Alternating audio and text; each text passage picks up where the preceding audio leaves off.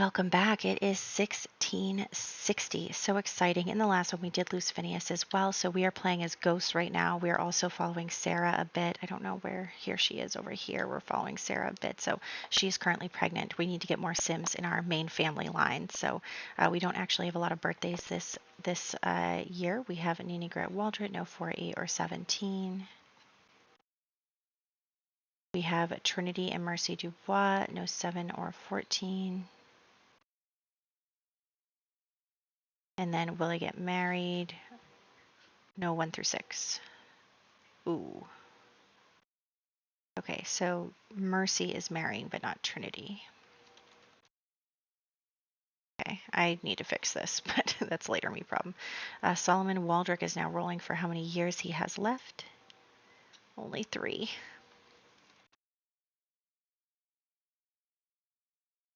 Okay, for our townies,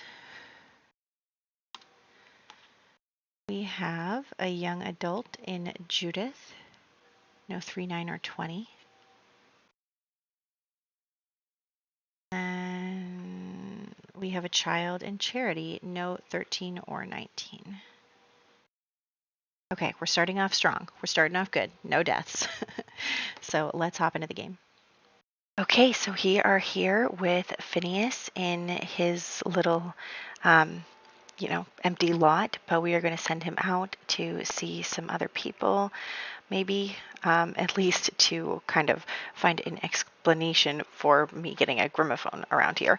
But yeah, he is just kind of, it's the middle of the night. There aren't very many people out, so he is able to kind of meet people, and it's just one of those the ghosts come out at night kind of thing. So it's kind of sad seeing him talk with Chenoa, because initially I thought that they were going to end up together.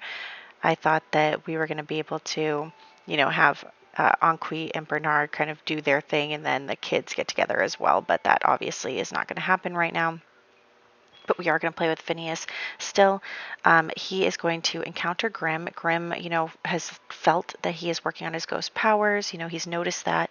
And so he is going to basically recruit Phineas into the Reaper career. He feels like Phineas would make a really good Reaper. He has really strong ghost powers that he's been honing. And also, for some reason, I forgot to age him up. So he is technically a young adult. It was his young adult birthday when he died. So here we go, and now he's going to join the Reaper career. He's been recruited into it by Grim himself, and so he is going to start that on Monday, which we will get to, but unfortunately, it's the weekend right now, so we won't get to that until the very end of the video, so keep in the video for that, but yeah, he's going to join the Reaper career. And then he's just hanging out, talking to Grim, learning about, afterlife stuff. Grim is, of course, the best teacher for that. So that is something that has come up. And, I think that Grim would have like these powers that he could sense when there's like strong like energy coming from a sim or a ghost or something. So I think that he would be able to notice Phineas in that way, who's been trying really hard on his ghost powers. And then we do have, we need a bookshelf because Phineas needs to get to level 3 of the Thanatology skill in order to get a promotion, and obviously we don't even have a lot that has anything on it, so we are going to get the bookshelf, and we are going to get the book, except apparently you can't do that at a community lot, which is so silly. I feel like I should be able to go to a community lot and I should be able to get whatever book I want. They should have every book. Instead, it's like, no, you can't purchase books. That's so annoying. So anyway, we're going to try and gather some money here so that we can buy a bookshelf. I know I could just cheat it, but for some reason I was like, you know what, Phineas, you're doing sort of rags to riches right now. So he is going to get a bookshelf, and we'll try and buy the first Thanatology book if we can afford it. Let's see. Okay, we can afford the first one. So we'll start reading that, and he just needs to get to level 3, so that's not very high. So I think we're in okay shape there. And And now, see, here's the thing is like the reason I like to do a bunch of different stories and stuff is because if we're staying with this one household, I feel like it's kind of boring to just watch him like skill grind. Um, I want to be able to show you guys other stuff as well. So we'll see about that. But let's try and sell all these books and see if we can't afford the next book. Because apparently, I think it only like went up to level 2. So that was weird. Some of the books go up to level 3, some only go up to 2, some go up to 4. I'm really not sure what the difference is, to be honest with you, but probably making everyone dizzy with my camera work here. But okay, so we'll get this book. I need to get to level 3. I do want him to be able to do well in his career. Oh, hey, Muriel. Yeah, I want him to be able to do well in his career. We are going to be focusing more and more on certain sims over time, especially, my whole plan was while the kids were young, we'd kind of go out and do things with other households and then focus more on our main household when they're old enough to get married and have kids and stuff. But unfortunately for us, both of them died as young adults. So that really stinks. But I do want Phineas to come and visit his brother. So I know poor Austin has been dead for quite some time. So we're going to comfort him. But Austin is actually having a pretty good time because he's here. He still gets to kind of be with Delilah. But, the two of them do kind of commiserate about, what's happened to them. Both kids died. They feel bad for their parents. They feel bad for their loved ones. They feel bad that, their futures were cut short. You know, Austin in particular feels really upset because he really did want his brother to kind of go to college and have this life, and he was working towards that for his brother. He felt protective of his brother in that way, and so his brother just also dying is just so heartbreaking because he dedicated so much to that, and it didn't end up being anything. But they do talk about what they still have as well. They're not alive, but they're still existing. And, Austin has Delilah and all of this stuff. And so they are talking about, trying to kind of make themselves feel better about it because, there's a big struggle with, losing everything that you kind of look forward to. And honestly, isn't that like, I swear, like that would give me anxiety. um, just these very promising young lives cut short and all the future that they had ahead of them being just gone is heartbreaking to me. It really, really is. And I should stop talking about it because it makes me sad. But we are next going to head over to see Solomon. Pretend the house is historically accurate, but so Solomon and Josiah have been living together in a relationship together for quite some time. But they haven't really, taken that next step. And obviously, during this time period, they couldn't really get married or anything. But I think that the two of them just want to independently have like, a commitment to each other because it's like, you know, life is so short.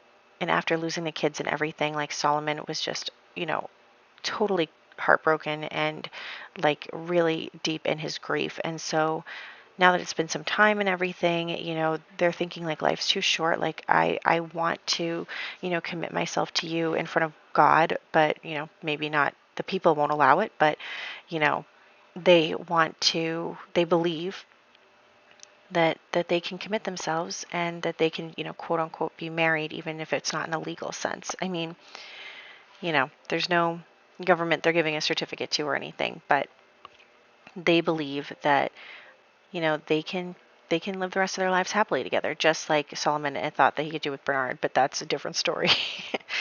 Speaking of Bernard, so he is still very deep in his grief, like even worse than Solomon. He's just always sad, this Bernard. He is always sad, and I feel so bad for him about it. Like it's really just depressing.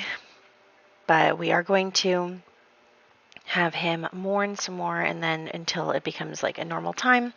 Just a sec. So he is going to dance, apparently. Sorry, I had to clear my throat, and it still feels kind of scratchy. But I'm still, you can probably tell my screen is still small right now, so I'm still not in my final living situation. So I'm kind of, doing my best with these videos. So you'll have to forgive any quality or anything of the screen, of the sound, of anything until I can get my setup all done with our new place. So still waiting on that. But for now, Anqui is going to come over because she wants to console Bernard. She has very strong feelings for him, and she has for a while, and she's really been understanding of the fact that he just hasn't been in a place for that and hasn't been able to, um, really get into the mindset where he could be in a relationship like that because of all of the things that have been happening in his life. It's been crazy for him. It's just been one bad thing after another over and over and over again. So he just hasn't really been in a good place. But Anqui is patient and she's kind and she is just being there for him without expectation. And it's really nice to have someone there who can be there for you. So um, yeah, and they are going to continue to spend time together. I do eventually want them to get together, but they don't need to rush. It's not like we're trying to have them have babies and all sorts of things. Like they don't need to rush. So we are next going to head out and see Nita, who, as we know, has been courting with Yona. And so she's kind of not been having an awesome time on some of their dates. And so he actually has noticed that and he's gotten advice here and there about it, and even from Muriel. And so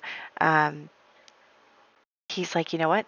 I'm going to do something crazy. Let's do something crazy. So he invites her out to the pier where, you can fish. And of course, they never come over to do that despite me queuing it up a few times. But they are going to uh, just kind of spend some time out on the docks, out doing things. It's not working, as you can see. This is so cool that there's a little boat that goes to the lighthouse, so we'll have to do that later. But um, yeah, so he's just trying to do things that he thinks she would like, see some sights and go out and go around. And she likes it, honestly. Like, she actually really likes that he kind of took her desires into consideration and took her out on this date that he probably would not have thought to go on, but he thought of it because he is trying to make her happy. And so she gets a big crush on him for that. And so they are both doing pretty well here, where, you're able to kind of meet the other person where they're at, and they're both making an effort, into the relationship and into what they could, be together, and they're both trying to, do things for the other person. Nita has gone on a few dates and different stuff and stayed around the way that Yona likes. And so it's really nice that Yona also is reciprocating that. And so they are going to get on this boat and they're going to go to the lighthouse, which will be fun. It's an adventure, right? Like, even though we don't have mountains to climb, it's still an adventure to go across the water and go see this lighthouse and, climb up to the top of it and see what's up there, maybe have a little woohoo up there. So they are both excited about that. It takes them forever to get up here. But yeah, here we are. Here we are up here, and you know what? We might as well have a little flirty woohoo because they've earned it, and they're both feeling very good about their relationship, and I love that for them because they deserve to have happiness. So there they go. Someone told me that there wasn't as much of a stigma in the Native American community about premarital woohoo, so I am taking advantage of that. I don't know if she's going to get pregnant, but we'll see. I didn't even check, so at this moment, I don't even know if she's pregnant or not. But we'll find out, I guess.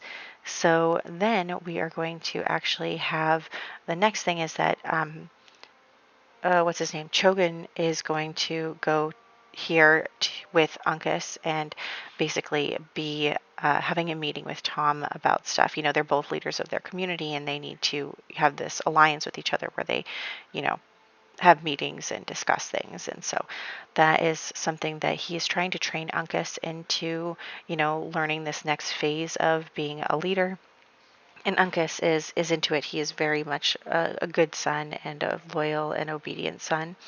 And Chogun, even though he's been having a hard time lately, he has definitely, understands the necessity of having relationships with other settlements and stuff so that they can, continue to prosper and continue to grow. And so that is something that they really find important. And honestly, I don't want to add more Sims into my save file right now. There's already too many to fill up there's like the club is full. So there's already too many. And because of that, um, Chogun is not really going to be able to get his way with his sons. So one of the things is that Uncas is, now wandering around. He's gotten, let go of the meeting. He's been allowed to leave that conversation. And so he does run into Judith, who he just like is such a little snot. Like he's like mischievous, he's a little rude, but he just like makes like offhanded snarky comments. And there's Yona right there, who was, I guess we'll say Yona was talking to Judith, and Uncas kind of comes in and intercepts because his father is kind of making him act in a way that is not very respectable, but that's okay. He's definitely trying to emulate his father as best he can, and honestly, Chogun would never be rude like that. So he's just a teenager, he acts out and he thinks he's doing something cool, but he's really being a little snot. And then also, while we're here, we have Elizabeth, whose younger sister-in-law, Sadie, is now old enough for marriage, and she kind of wants to help her out a bit, help her and get her out into, the community and meeting people and stuff. And so that is something that Elizabeth is trying to do for Sadie. The Anderson parents have a lot going on, and so Elizabeth, as her sister-in-law is, and the future lady of the house, is definitely trying to help her out. So next we are going to go see Sarah. Sarah. Sarah has been convinced by Martha to be in hiding basically during her pregnancy. It'll ruin her life if everyone finds out that she had a baby. So they are definitely trying to keep it under wraps. And of course, Sarah doesn't like that. She wants to go out. She wants to have fun. She wants to do stuff. And Martha's like, please, please don't. And Martha has really big, strong feelings for Sarah, which is so sad for Martha because Sarah is a mess. Um, and so basically, Martha's like, look, you have to just, stay away from the public eye. You have to like hide this. You're going to ruin your life. And then you're going to end up like Jacqueline, who got burned at the stake. So she's just basically telling her all this stuff. She's like trying to help her. And Sarah is just like, but I want to do this. I want to do that. And, Sarah doesn't really care about anything right now. She's, like I said before, she's that kid that was sheltered her whole life and then went off to college and started acting crazy. So she is that girl. And she is really focused on, I'm looking for a bassinet. We do not have one. Okay, I messed up with the camera work here, or like with the OBS thing, so you're going to see a little cut right here. But she is having her baby right now, and the baby does not survive. So sad. I like literally, Sarah, this is the one thing I'm asking you to do is have babies so that we have a future in our family line. So, the baby did not survive. She needs to get pregnant again. She needs to. So, she needs to get pregnant again. So we're going to do that because really right now, Sarah, your purpose is to have children for me because right now you are like the last person left in our main family and you're not even really like you're still pretty removed from the main family. But you need to have kids. So let's have her go out again and see and like just see who's around. And it turns out that Edmund is around. Edmund is one of the Sims that is not getting married or having babies, which there are a few, which is totally fine. But that doesn't mean that Sarah can't have a little fling with him. So they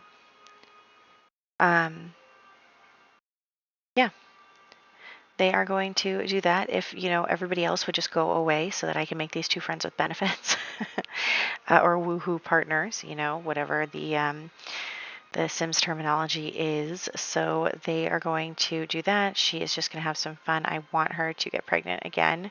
So, um, she's still just a teenager. Like, she's a late teenager, but she's a teenager. And I'm scared that she's going to die in her young adult birthday, just like the boys did. Like, I just feel like that would be just my luck. So I really need you to have a successful living baby before then.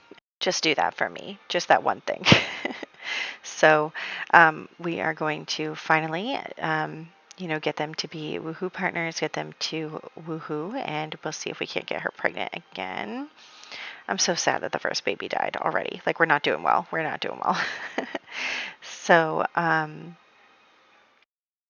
there we go. I don't know if she's pregnant. Let's see. There we go. Perfect. So then we're going to head back to this household, and we are going to get rid of the baby, unfortunately. But there we are. Sarah is pregnant again. Of course, poor Martha is going to lose her mind when she finds out that Sarah is pregnant again. Like, Sarah, you need to figure out how to use birth control. I'm sure they had something back then. I don't know what it would be. It probably was not very effective, but I'm sure they had something. So there we go. Saving and moving on.